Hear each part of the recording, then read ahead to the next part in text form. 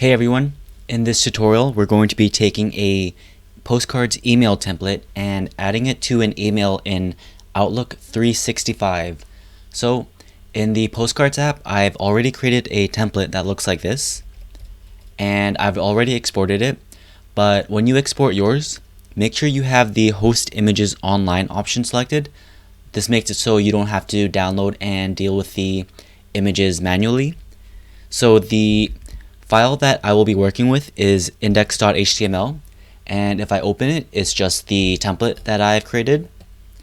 And next I want to go to Outlook 365 and select new email, and I will right click in the toolbar area and select customize the ribbon.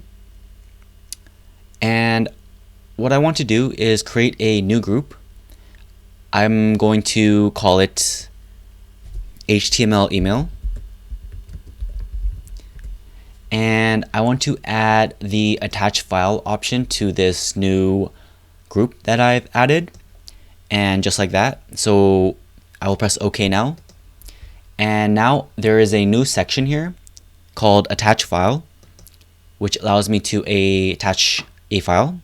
So I will select the index.html file that I've just added, and in the insert button on the right side there is a little drop down menu, and I will select insert as text.